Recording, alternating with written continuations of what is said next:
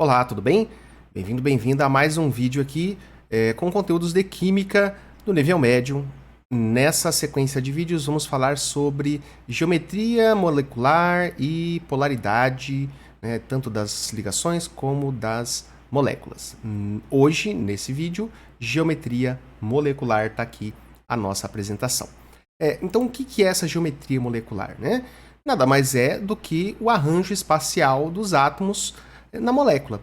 Em geral, esse arranjo espacial vai estar relacionado aí a um átomo central e alguns átomos que estão ao redor dele.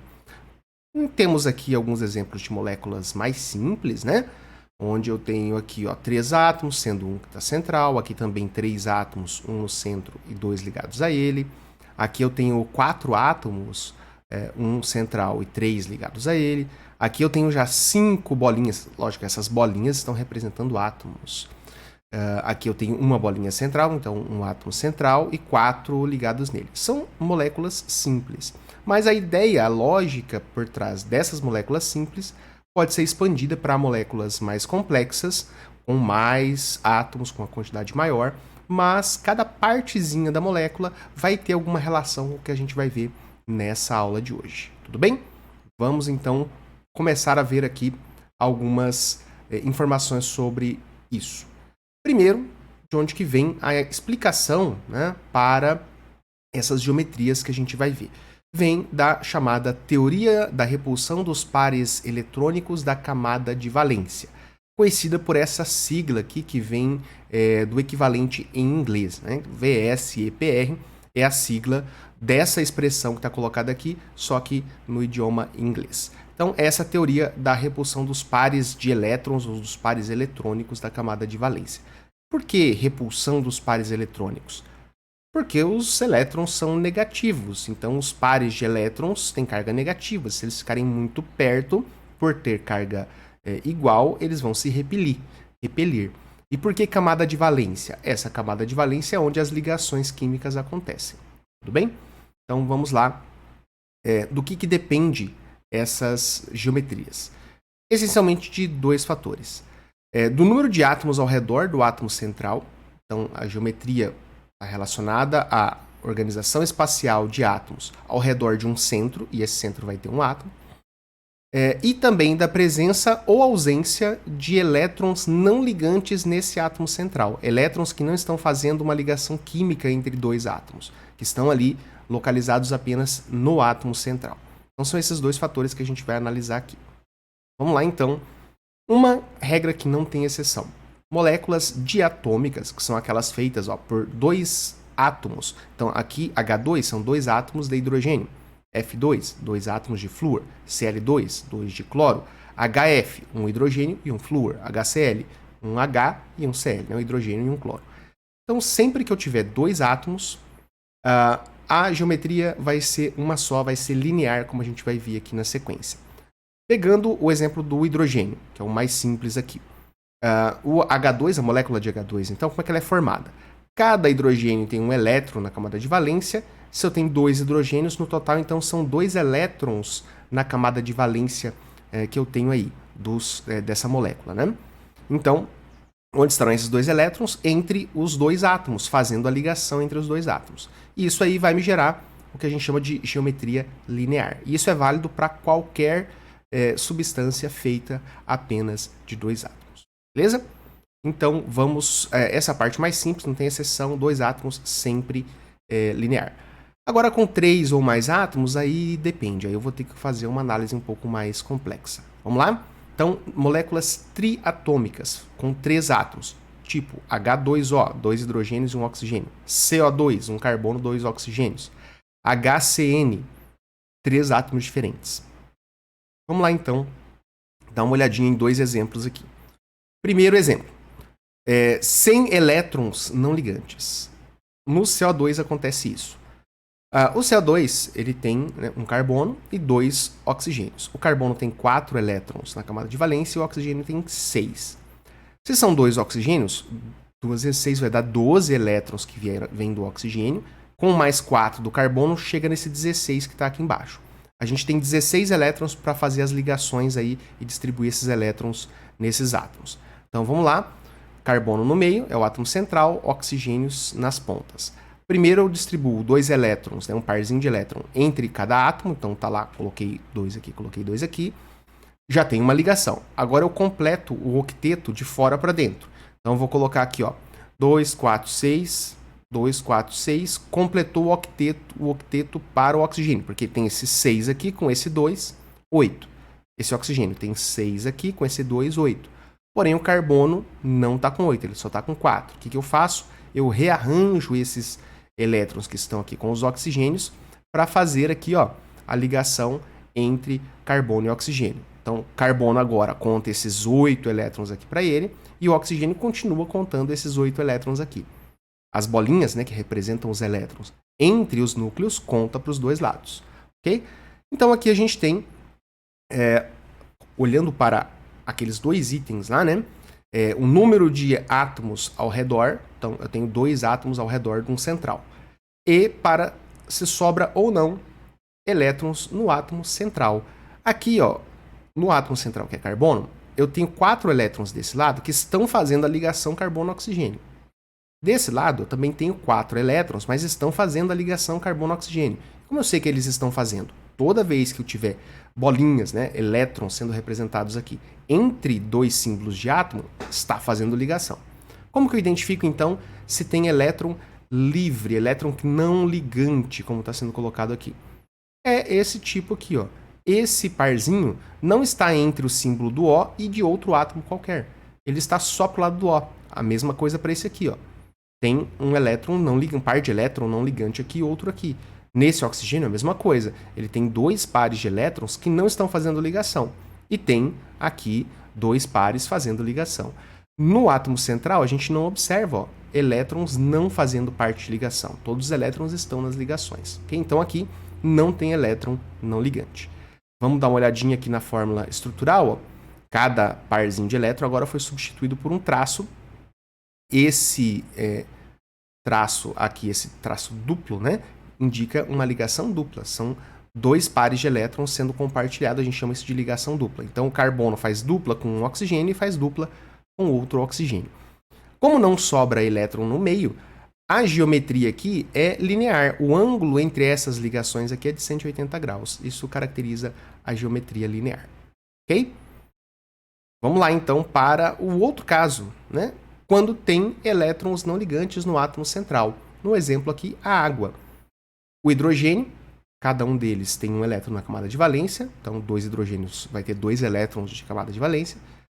E 6 elétrons aqui para o oxigênio. Então, se a gente somar todos esses elétrons de valência, ao total essa molécula vai ter 8 elétrons na camada de valência. Então, como que eles estão dispostos, né? O oxigênio é o átomo central, o que está em menor quantidade é o átomo central. Então, o oxigênio está no centro, rodeado de dos 2 hidrogênios. Para fazer a ligação, eu primeiro coloco um parzinho de elétron entre cada símbolo de átomo. Feito isso, eu vou completar o octeto. Só que o hidrogênio, ele só quer ter 2. E quando eu coloco aqui esse parzinho no meio, eu já conto para o hidrogênio 2 elétrons. Então, esses 2 elétrons estão contando para o hidrogênio da esquerda. Esses 2 elétrons estão contando para o hidrogênio da direita. Dos 8 que eu tinha aqui para distribuir, eu já distribuí 4. Então, falta mais 4. Como os hidrogênios não precisam, agora eu vou tentar completar o octeto do oxigênio. E se eu fizer a conta aqui, né, 8 menos 4 sobra 4. Se o oxigênio já tem 4, com mais 4 que eu vou colocar, vai dar 8 certinho, né? Então, coloco o parzinho em cima e um parzinho embaixo. Note que agora os 8 elétrons que estavam previstos aqui na valência estão representados. 2, 4, 6, 8. O hidrogênio está com os 2 que deseja ter, o oxigênio está com 8 que deseja ter, respeita a regra do octeto. Beleza. Quantos elétrons eu tenho sobrando no átomo do meio? Tem. Então, no átomo do meio, ó, esses 2 elétrons estão fazendo ligação, esses 2 também. Então, eles não estão sobrando, eles estão fazendo ligação. Porém, esse parzinho de cima e esse parzinho de baixo estão sobrando. São elétrons não ligantes, pares de elétrons não ligantes. Né? Por falta de um, o oxigênio está com 2 pares não ligantes. Como ele está com 2 pares não ligantes, esses pares aqui ocupam um espaço ao redor do átomo. E eles repelem esses elétrons que estão fazendo ligação. Por conta dessa repulsão, ao invés de ficar linear, os hidrogênios aqui, ó, formam um ângulo as ligações do oxigênio com os hidrogênios.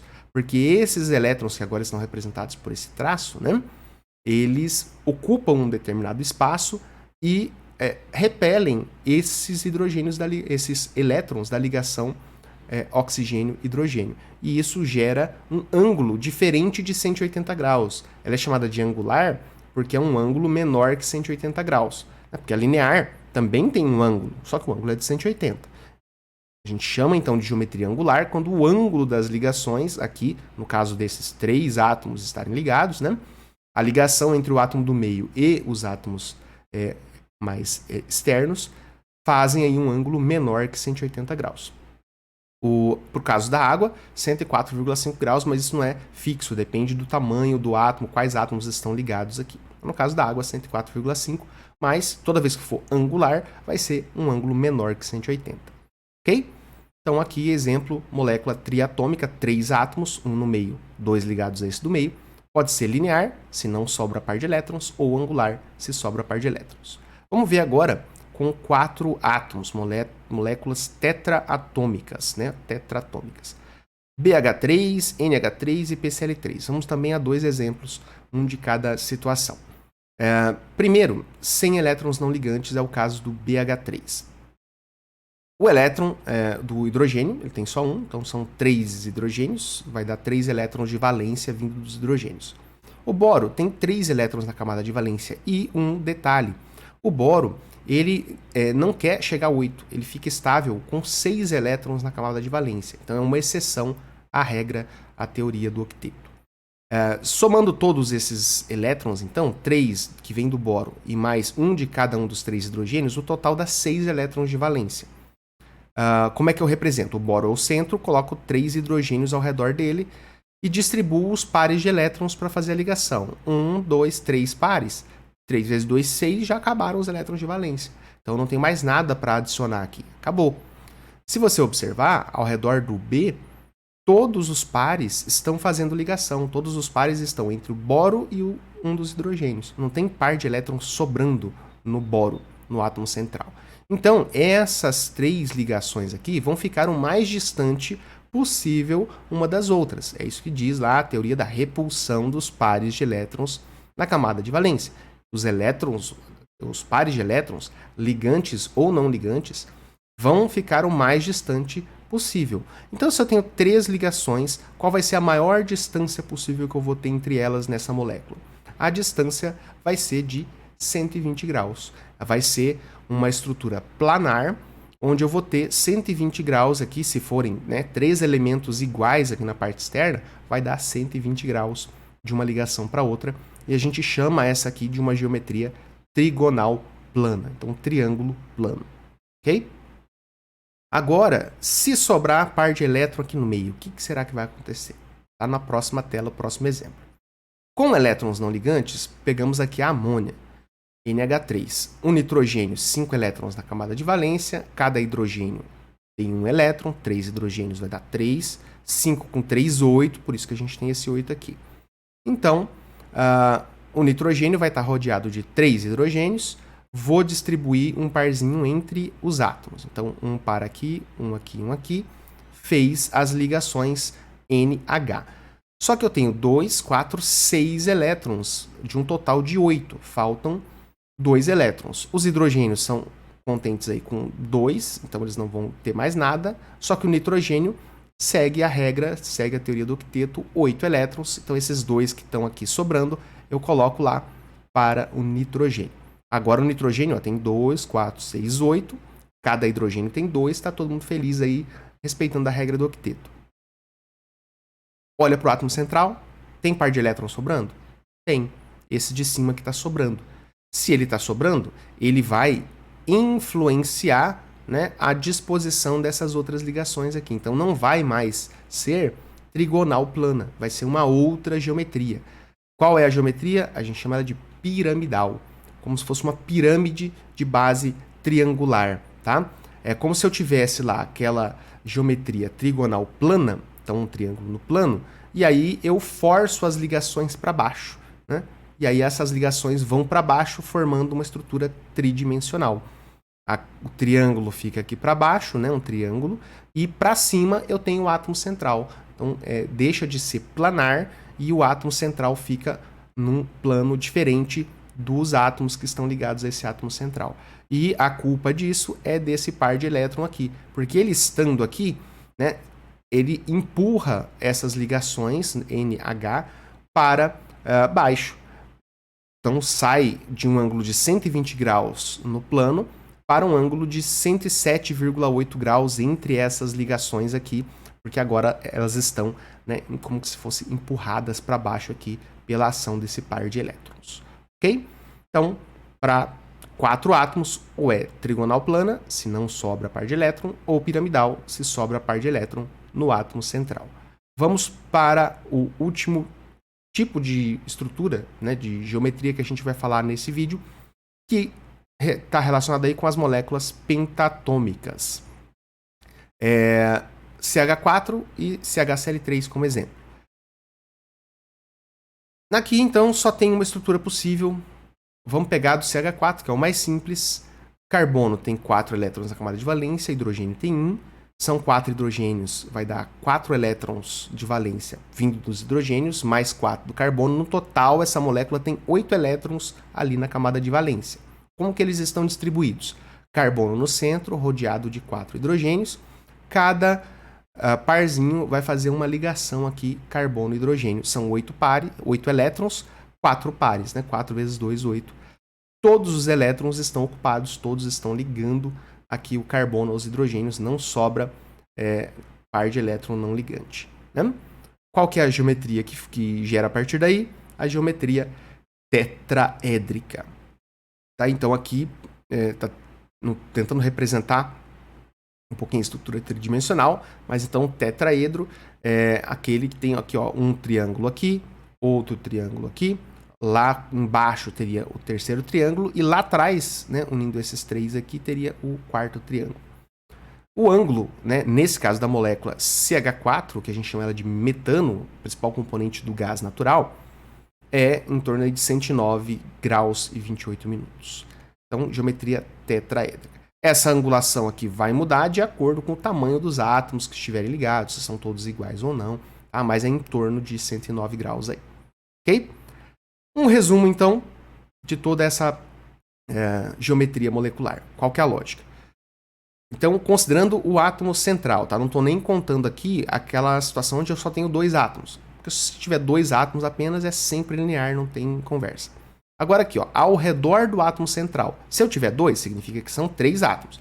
É o central mais 2, certo? Então, se ao redor do átomo central tem 2 átomos e não sobra elétrons não ligantes, a gente tem geometria linear. Se eu tiver 2 átomos ao redor de um átomo central e sobrar elétrons não ligantes no átomo central, então a gente já tem geometria angular. Se eu tiver 3 átomos ao redor do central, não sobrou, trigonal. Se eu tenho 3 átomos ao redor do central que sobra elétrons, então ela vira piramidal. E se eu tenho 4 átomos, não vai sobrar elétrons não ligantes e a gente vai ter a geometria tetraédrica. Esse não vai sobrar aqui, vamos colocar assim meio que não sobra, entre aspas, né? Então, quando não sobra, realmente é tetraédrica. Mas tem algumas situações aí quando a gente tem metais no meio ali, né? A gente tem uma situação diferente, tem uma parte da química que a gente chama de química inorgânica, que trabalha um pouco com algumas geometrias diferentes. Então a gente tem outras geometrias. Então não é apenas linear, angular, trigonal, piramidal e tetraédrica, tá? Então existem outras situações, mas geralmente isso aí é nível graduação. Se você souber isso aqui para uma prova qualquer de ensino médio, já está suficiente, ok? Então, era isso nesse vídeo. Agradeço aí se você assistiu e até uma próxima. Tchau, tchau.